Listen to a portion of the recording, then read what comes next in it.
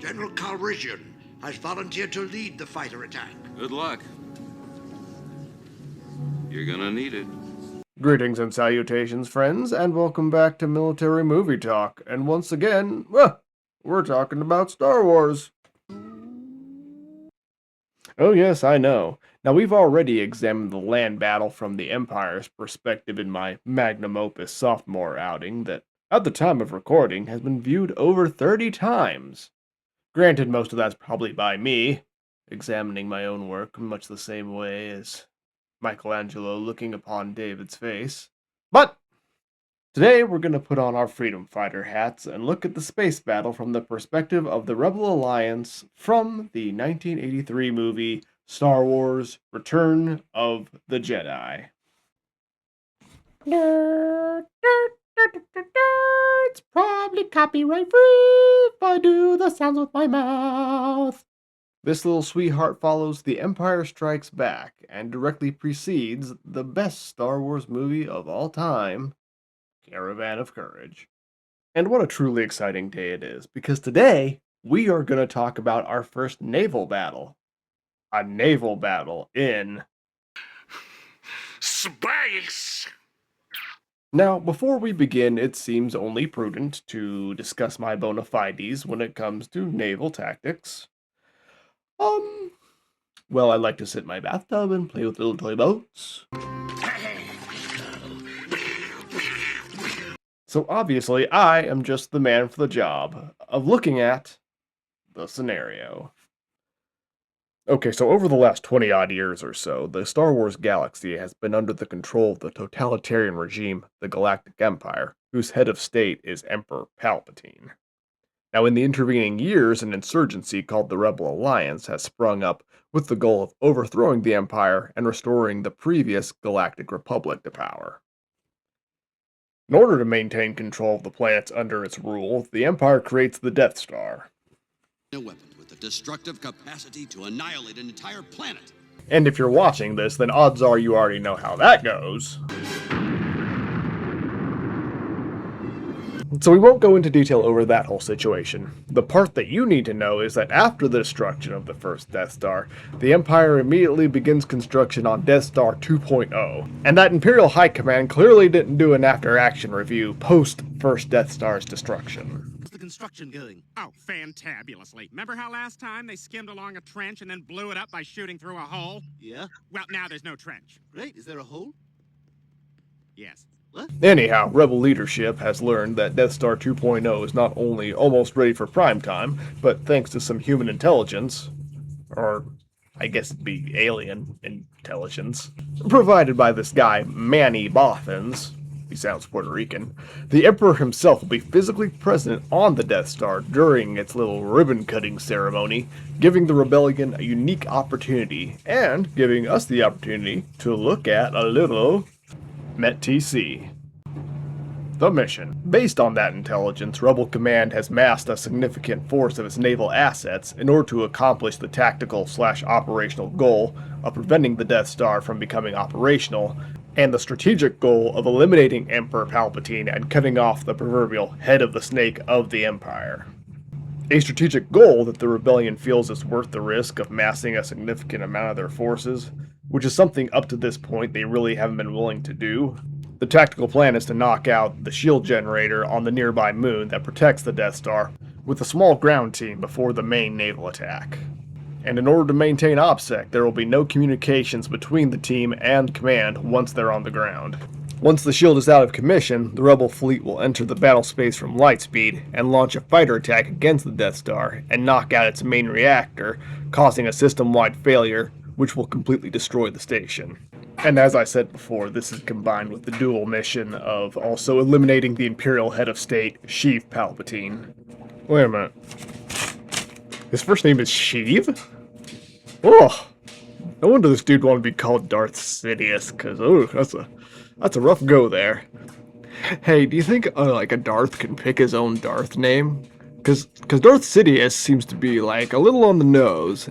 And I feel like if you could pick your own Darth name, that would get out of control fast. It would get really cringy. I'm Darth Timberwolf. I'm Darth Cortana. I'm Darth Keanu. It would be total anarchy. Anyway, post down below in the comments what your Darth name would be. The enemy. Death Star 2 Electric Boogaloo is a mobile space station with a diameter of 160 kilometers, which is like 30,000 Ford F-150s if you want to put that in freedom units. The station has 35,000 turbo laser batteries and 15,000 heavy turbo laser batteries. Now, if you're wondering what the difference is, I don't know.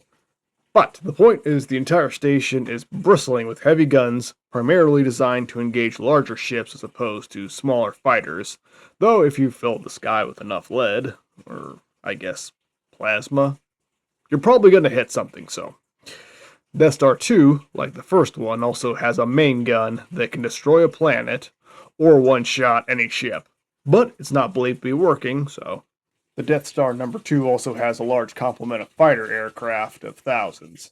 I couldn't find an agreed upon number, but it seems like thousands. Lots and lots of fighters. The Empire's main multi-role fighter is the TIE Fighter, which has no shields, no light speed capability, and little in the way of armor. It does, however, have 2 front-facing blaster cannons for its offensive capability. Likewise, the Empire's other main fighter is the TIE Interceptor, which serves as the Empire's main air superiority aircraft. It has increased speed and has 4 laser cannons, and like the other TIE, doesn't have any shields, making these fighters relatively soft targets. These fighters, however, are cheap, and the Empire tends to flood the battle space with them in order to overwhelm the enemy. In this regard, the Empire seems to have taken a more Stalinist approach to its fighter doctrine, following the train of thought that quantity has a quality all its own. So obviously an effective strategy to meet these threats will have to be established before any attack can be made. Troops. So the rebel fleet that will be launching the attack is an insurgent fleet gathered together from civilian ships that have been retrofitted for military use. The overall tactical commander of the fleet is Admiral Akbar. They'll be using as their main ship of the line the Mon Calamari cruisers from Admiral Akbar's homeworld on Mon Cala. Wait a minute. Mon Calamari? He looks like a squid. King. Oh. Anyway, I feel like I'm saying that a lot in these videos. Anyway, they have a variety of weapon systems like heavy cannons, missile launchers, and ion cannons, but are unable to match the Imperial capital ships in actual firepower. But they do have multiple redundant, very powerful shield generators, making these ships very hard to kill. They also serve as the carriers for the Alliance's aircrafts. Yes, I know I keep saying aircraft, and that's not the correct term, but functionally that's what they are being used as, so for simplicity's sake, I'm not going to stop. From the numbers I could find with the least amount of effort possible, the Alliance seems to have approximately 10 of these Mon Cal cruisers, plus 50 or so supporting ships like the Nebulon B frigate and the CR-90 corvettes. These are smaller ships that can't really be rated as capital ships and seem to be used more as screening ships to protect the larger Mon Cal cruisers, similar to how cruisers and frigates protect the carrier in a modern naval carrier strike group.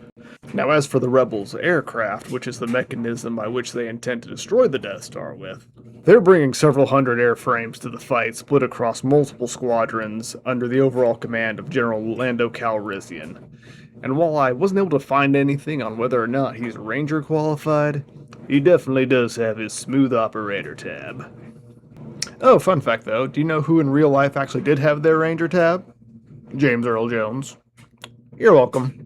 General Calrissian will use the Millennium Falcon as his command and control ship for the Fighter Corps, which is a converted civilian freighter. She may not look like much, but she's got it where it counts, kid. The Rebel Alliance takes the opposite approach to their fighter doctrine as the Empire does. Having severely limited resources, the Alliance fighters are much more expensive. They, unlike the Empire's fighters, actually do have shields, life support systems, light speed capabilities, due to the lack of trained pilots and mechanics, and bases and carriers where repairs and refits can be done. The workhorse of the Alliance Fighter Corps is the X-Wing, which serves as their multi-role fighter.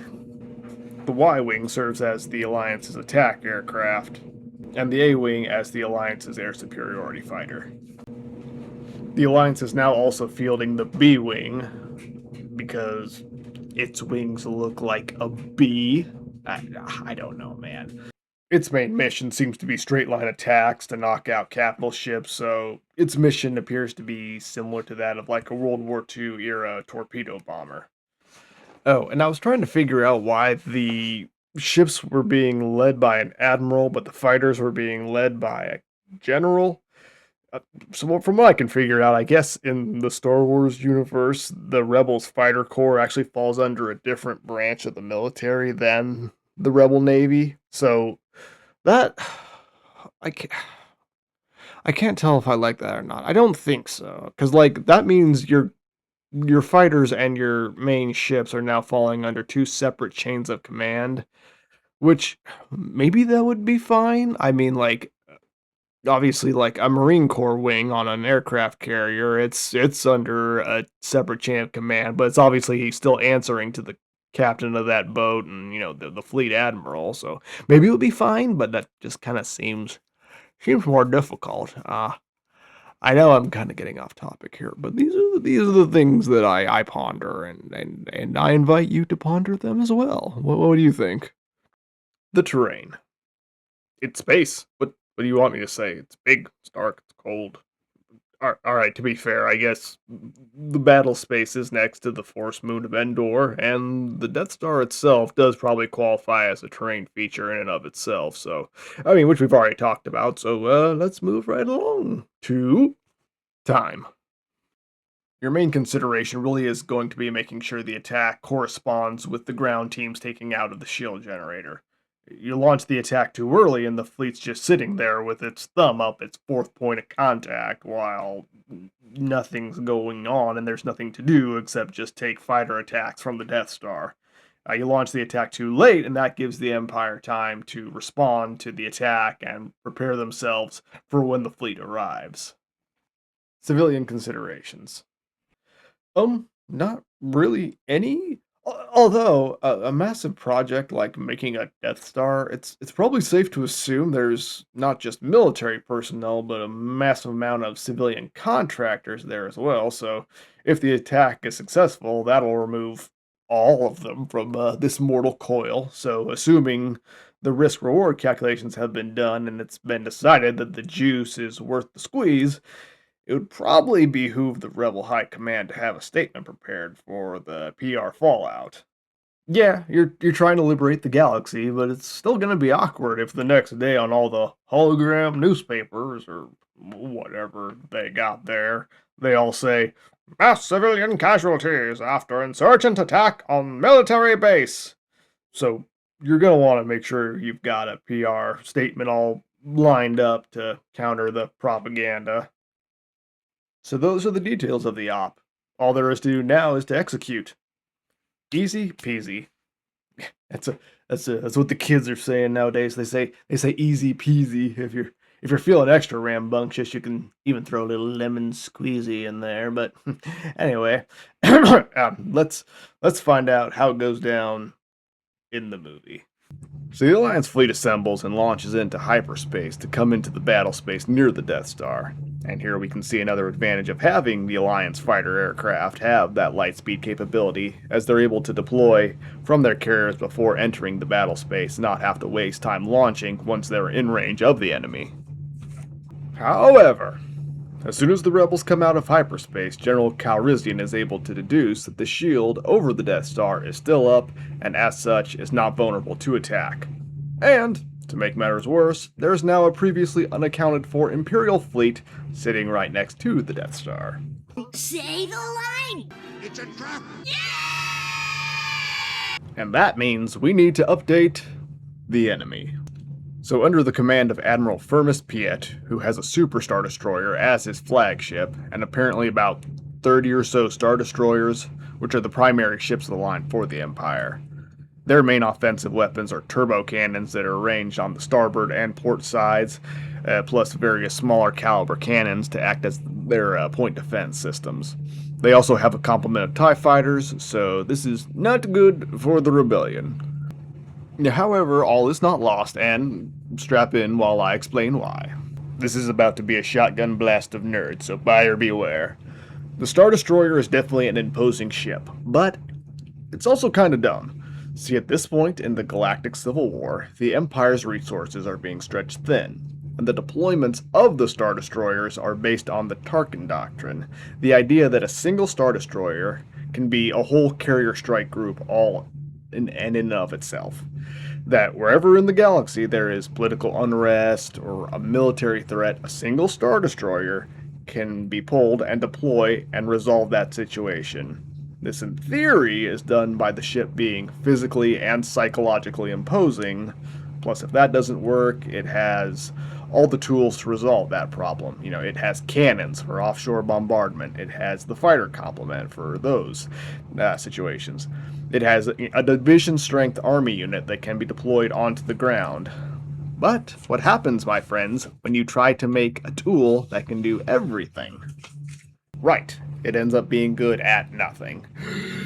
Furthermore, at this point, it's been over 20 years since the last wide-scale conventional war, which means almost all of the career veterans of that conflict are now either retired now or are flag-level officers and aren't really involved at the tactical level anymore. Meaning that almost the entirety of the Imperial Navy at this point is untested in combat beyond counterinsurgency missions. So, what? With it. Yes, get over Alright, gee, where were we? Okay, so, after realizing that they've been duped, General Calrissian has all the fighters pull up to avoid smacking into the shield. Pull up! All craft, pull up! And at this point, Alliance forces must take up a defensive posture as they are attacked by waves of enemy fighters. Luckily for the Alliance, the enemy Star Destroyers do not engage, as the Emperor has ordered them not to do so, in order to finish them off slowly, in a blatant display of the Emperor's hubris. The rebels duel with the Imperial fighters while they wait for the Death Star's shields to go down. This goes fine, until... Fire!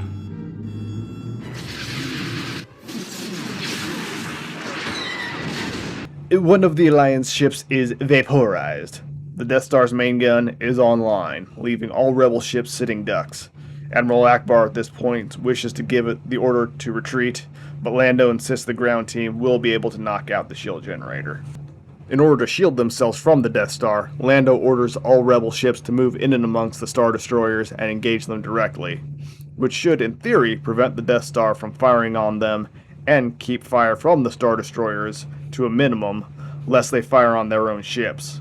Plus, at point-blank range, the rebels' own weapon system should be able to yield maximum amount of damage. This works well and is able to achieve its desired result, and the Alliance fleet is even able to knock out the Imperial flagship. Granted, this is done by an out-of-control A-Wing smashing into the bridge, but hey, you know what they say about making an omelet. At this point in the fight, General Calrissian's patience pays off, and they receive the signal that the shield is down, and they can make their attack run on the Death Star. The shield is down. Commence attack on the Death Star's main reactors. We're on our way. Red group, gold group, all fighters follow me. I told you they'd do it. This little Muppet dude's great. Lando in the Falcon leads a group of fighters down into the belly of the Death Star, taking heavy casualties along the way, but are able to get several airframes past the Death Star's guns, and successfully navigate through the tunnels of the Death Star, finding the main reactor, and lighting that baby up like a Christmas tree. Luckily, this Death Star doesn't blow up all at once, like the last one did. And a giant fireball chases Lando out, keeping just enough distance for maximum dramatic effect.